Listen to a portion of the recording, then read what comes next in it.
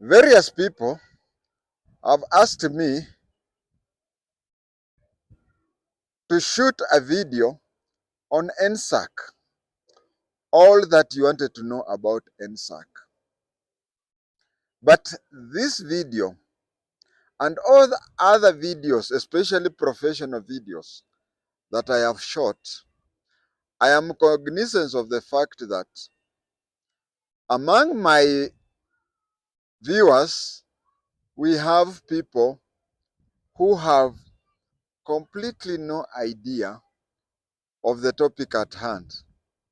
Some are just learning it from me. That is one end.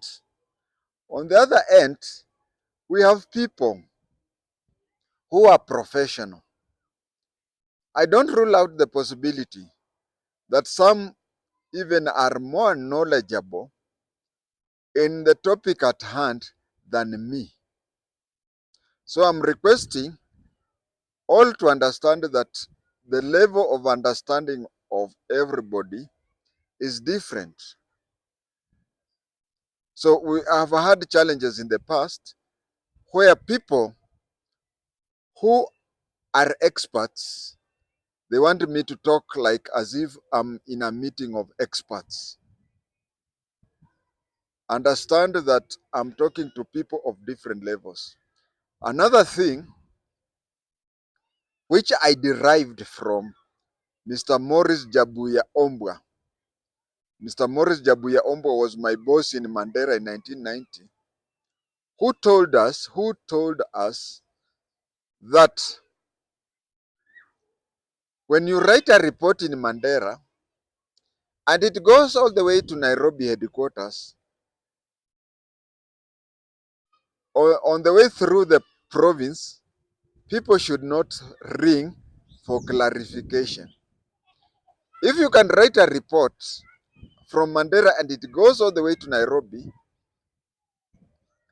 and the Nairobi people take the report and understand it to an extent that if they were to come to Mandera, 1,200 kilometers away, they would not need a tour leader. They would just read your report, come and walk around as though they have lived in Mandera all their life, but they will be relying on your report. So, whatever I say here, my intention is that I aim it at somebody who has completely no idea of the topic at hand, but once you are through with the report, with the video, you are so much knowledgeable that one would even think that you are a trained expert. The other thing is the length of talking. Some things, when you're talking to colleagues who are trained and they're about your level of understanding, these colleagues, it is easy for you to talk things in summary. It is easy for you to talk things in summary. But my intention is, yes, there's so many minutes that you are taking to watch this. At the end of the day, at the end of watching it, maybe you could even watch it twice or thrice. But at the end of the day, at the value of your bundles, you can talk as if you have been trained in the so said profession. Yes, you lose some of your bundles, but at the end of the day, you gain knowledge as though you have been trained there. There is also some people who have been saying that maybe my recordings are a bit long. I'll answer them in, I think, 3 ways. One, for clarity. If you want to make something clear, especially if you're making it clear to somebody who is not a professional in that field, you don't have to summarize. Two, I am born that way. You know, telling a talkative fellow to be brief is a challenge. And lastly, when people start getting old, just let him talk or her talk for 30 minutes. But within those 30 minutes, you can pick up 5 very important minutes. But if you disturb, I used to complain also among elders when I was young. But then, just to be patient, you find that it may be 30 minutes, but you have picked 5 important minutes. And if you disturb an elderly person, and then you tell the elderly person, you see, he or she will ask you, by the way, where had we reached? And you say, oh, we were talking about Sanchankwan and something. He'll tell you, what about Sanchankwan? All the people, when they start talking, they get out of this world, and any interruption, the story is gone. Maybe in the near future or even in the far future, the idea will also come again. So at times when somebody is elderly, when he or she starts talking, it's just vumilia tu. You'll get those 3 minutes which are very important where you'll not get it anywhere. NSAC stands for National Security and Advisory Committee. National Security and Advisory Committee. This is a department that takes care of all security matters in the nation. It is divided into smaller units like Regional Security and Advisory Committee, County Security and Advisory Committee, and even the Sub-County Security and Advisory Committee.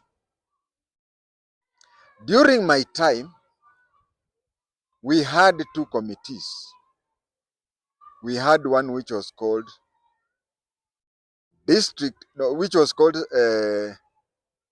National Security and Advisory Committee was just that. It was there even during my time. But when it came to province, we had something that was called PSC, Provincial Security Committee, and also we had Provincial Intelligence Committee. These two were combined, that nowadays, I think, if I'm not wrong, it was combined during the new Constitution, 2010. The new Constitution did not say that they should be combined. You know, there are those things which were brought up by a new Constitution. But this one, they just took the advantage of a new Constitution to start it. As we talk, we will come to see why Provincial Security Committee and the Provincial Intelligence Committee were combined. I will come to that. So, what used to be the two, Provincial Intelligence Committee and Provincial Security Committee, nowadays are called Regional SAC, Regional Security and Advisory Committee. What we used to have as District Security Committee is now called County SAC, County Security and Advisory Committee. And then we used to have Sub-District Security Committee, but we never had Sub-District Intelligence Committee, no. At the divisional level, we used only to have a Divisional Security Committee. Now, how do we come about that? At the Divisional Security Committee, we used to have the district officer who was the chair of Sub-District Security Committee. And who were the members? The members, the permanent members, or the members countrywide, who were Sub-District Security Committee, were the OCS and the Area Security Intelligence Officer. I said the DO was the chair, and the OCS was the secretary. and the security intelligence officer, SIO, was a member. Those were in all the sub-district security committees. But you'll find in a division, one division could have more than one police station. I'm trying to remember those places. Let me say a place like Kamukunji in Nairobi. Oh, Stare. Let me talk of, is it Stare? You'll correct me. Whereby we had the Central Police Station. We had the Central Police Station and we had Kamukunji Police Station. All were within one constituency. So you'll find that in areas where in one division we had two or more police stations, then the main police station used to be, the OCS in the main police station would be now the secretary to that committee. But in many cases, in majority of the cases, over 80%, you'd find that in any division, there used to be one DO, one police station, that is one OCS, and one SIO, one security intelligence officer. They used to handle issues only to do with security matters. They would sit and they never had periodical the periodical security reports. No, they used to meet ad hoc in whenever whenever there was demand for them to meet, but they never had a compulsory regular meeting. They used to only to meet on the need to do basis. So they used to handle only issues with the security. Now within that division, there could be other people. There could be other people who are security related. For example, I was in Sigor. I was in Sigor, in that area where there is Turquel Gorge. Now you find in such a place, there was a national park, which was called Nasalot Game Reserve. So you find that the game warden in charge of that national park or game, he would be co-opted as a member of that. You would also find that in places like Gilgil, you'll find the places like Lanet, you'll find places like Eldoret, Soy area, we had military installations. So you'd find that officer in charge, OC, of the army camp that is there would be a member of the sub-district security committee. But they used to meet informally, and what we used to do in most of the occasions that once a week or anything, we could meet anywhere, including even a social place where we could exchange ideas.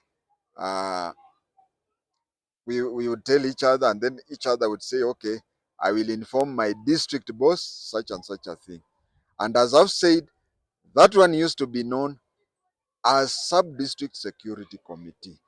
I will repeat myself for clarity. It is better I repeat. Hata kama mnasema mimi nazungumza sana. I will repeat that because we used to have only the Sub-District Security Committee. Now, at the district level, we had two committees. We had District Security Committee and District Intelligence Committee. They used to meet in two ways. One, they could meet when there was an emergency. But if there was no emergency, they usually used to meet once per month. They used to meet once per month. And when they used to meet, you'll find that All members of the District Intelligence Committee were also members of District Security Committee. Only that a few more people would be added on the District Intelligence Committee to make it District Security Committee. I'll come to that. So whenever they used to meet, the first meeting was District Security Committee. When the District Security Committee had completed their meeting, then they would, those members of the District Security Committee who were not members of the District Intelligence Committee, they would leave, and it would remain the members of the District Intelligence Committee, and then they would meet. Who are the members of the District Intelligence Committee? The members of the District Intelligence Committee were 4. The District Commissioner was the chair of the District Intelligence Committee. The District Commissioner. The OCPD was a member of the District Intelligence Committee. The OCPD was a member of the District Intelligence Committee. The District Security Intelligence Officer was the Secretary of District Intelligence Committee. He was the Secretary. He is the one who you or she, okay, let me just use the word he. He is the one who used to compile the district periodic. By periodic, I mean 3 types of reports. There was the monthly intelligence report, and there was the quarterly intelligence report, and the annual intelligence report. They are the same. The only difference is that the district security, the monthly security committee covered the calendar month.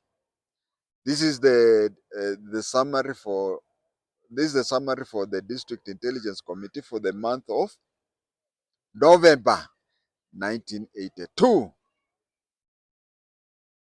But then there was the quarterly. This is the first quarterly District Intelligence Committee report for the first quarter of 1990, between January and March 1990. And then this is the District Intelligence Committee review for the year 1997. Such things. So that is to do with the District Intelligence Report. It is strictly intelligence. And you will find that the membership are 4. The chairman is the District Commissioner, member is the OCPD, and secretary was the District Security Intelligence Officer. If that area had a military camp, then the officer in charge of the military in that area would be a member of the District Intelligence Committee. I will give a few examples of places where we had military camps and where we did not have military camps. For example, Garissa, Wajir, West Pokot, and such places, Eldoret, Nakuru, there was Lanet and Gilgil, such and such places. Eldoret, we had the Moi Barracks in Soi. So you find that in such district, the military, the officer in charge of the military, or even the commanding officer, there is a difference between the two. Officer commanding and commanding officer. But the overall of the military would be member of the DIC. But then when it comes to, that is DIC, but when it came to District Security Committee, the scope was expanded. You'll find that all members of the District Intelligence Committee were members of District Security Committee. Now, who was the secretary of the District Security Committee? The district CID boss, who was called DCIO, was now the secretary of District Security Committee. Remember, he is not a member of the District Intelligence Committee. But when it comes to District Security Committee, he used to attend. He used to attend and he was the secretary. So that is the major person who was a member of the District Security Committee but was not a member of the District Intelligence Committee. The other people were people who were of security related issues. I have talked of the Game Reserve, or KWS as it later came to be known. If they are there, they would come, and any other security related people apart from the four that I've just mentioned. Do we have a prison in that area? Yes, we have some districts without prisons. We have some districts without prison, but if the district has a prison, a jail there, then the officer in charge of prison would be a member of the District Security Committee. So since it's like District Security Committee had 5 members, and is it the District Intelligence Committee had 3 members. For example, in some of the districts, you find the DC, the OCPD, and the DSI, or the intelligence person. They used to be the only ones. But when it comes to district security, it would be added more. Let's say the CID fellow would come, the Kenya Prisons fellow would come, the KWS fellow would come, and so on. So what they used to do is that on their monthly, quarterly, or even annual meetings, they would start with District Security Committee or even Provincial Security Committee. And then from there, they would, those who are not members of the Intelligence Committee would leave, and the second session would be that. That was the difference between District Security Committee and the District Intelligence Committee at the district level. And then you find that at the provincial, it was the same. But then we had some issues, and I will give you the example of my own father. My own father was an OCPD in 3 different places. He was an OCPD in Kajiado, he was an OCPD in Wajir, and he was an OCPD Railways. Railways, they were not in a member of any security committee, but I'm talking of the place. So you find that when he was in Kajiado 1969, and when he was in Wajir 1971, he would attend District Intelligence Committee. But when he was the DCIO Nakuru, he could not attend the Nakuru District Intelligence Committee because he was a CID person. I used to prepare a district monthly brief, periodic brief, and even annual brief for both the district and the provincial security committee.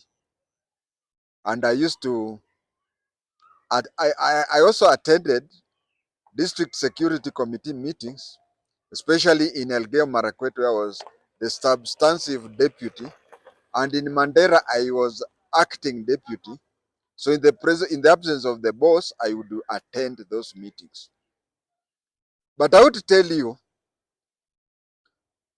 that a monthly or a periodic report on district security committee, I've just told you of the challenges that you find that my father, when he was the OCPD, he attended, when he was the OCPD, he attended District Intelligence Committee. But when later he became the DCIO Nakuru, of the same rank, by virtue of being a CID man, he could not attend the DIC. We found that a bit odd. And also the other odd thing was, if you look at most of the district each month, because CID would on their own prepare their district security briefs as per the period. The same, the intelligence would prepare the security briefs for the same period. There was very little difference between the two. You'd find that most of the things that are covered under district security committee and district intelligence are almost the same. So I think under when the new constitution came in 2010, it was just, I think, okay for the two to be, because if you had access to the district intelligence or even provincial intelligence committee meetings or briefs, you'd find that very little, 90% of the whatever was covered, because you'll find that in most cases in Kenya, in most, of course, apart from, let's say, if it is murder or anything, which happens in a place, very few cases you'd find that they have no political connotation. They have no political connotation. So I think it was a good idea to decide to join them both, so that they, it was a good idea to join them both so that they just do the almost the same work. So I think whoever decided to do that was okay. And then there was a question of the importance of NSAC. NSAC is important because if we have to count for the security lapses we have had since the bomb blast, they hardly reached 7. But then the confidential budget has always taken care of. They plant people everywhere, so that intelligence do reach us. When GNC were complaining about confidential budget, it is good for us to monitor every. You remember those people? They are just lying idle in a place called Liboi, as a place called Dif, a place called Kacheliba, and so on. But once in a while, they can give intelligence report, which saves a lot of life. If we would not have had confidential budget, then at this time we would be having a lot of Garissa University thing. You can see that it really assists. And somebody says, but people in authority use that to line their pockets because there is no way you can. Sometimes we have to agree. Sometimes we have to agree that if we set up committee, we have even set so many committees, anti-corruption and whatever. Now, how much have we used on the anti-corruption things, and what are the outcomes? You find that sometimes we spent 100 shillings to recover 5 shillings. So we just put everything in good faith and decide that, okay, let there just be confidential. Because even me, as an ex-intelligence officer, I'm incapable of following that issue to find out if the money is well spent or it is misused. So that is why we really need those, and that is why it is important to have them.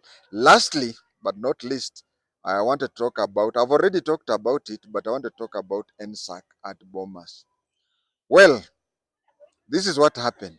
NSAC is supposed to be ahead of issues. And if NSAC was telling Chebukati to do things, because if he were to go uh, the way things were happening, the country would burn, then that is abdicating their duty. It is for them to know that the country would burn, just like they slept on their job during JNC. They were supposed to know what was going to happen, and they would have even nipped the nini in the bud. So if it is true, and of course Chebukati announced the way he announced that the country didn't burn, but if it was true that if Chebukati would have announced the country would have burned, then It is their mandate to come out and deal with it with the disciplined forces to see how they can nab the things in the bud before the country, because Chebukati's work was just to declare how the people have voted. As for the matter of if the results would ban the country, that was the NSAC duty. They did it so unprofessionally. And I want to thank posthumously Ogola, because he was placed in a very difficult place, such that I'm even made to understand that nowadays the president has said that any person who attends an NSAC meeting has to be the substantial person. The trick that Ogola was tricked into attending, and yet he was not a member of the NSAC, was bad. And I think that one has covered. So I think viewers have explained everything to do with NSAC and its importance. Thank you.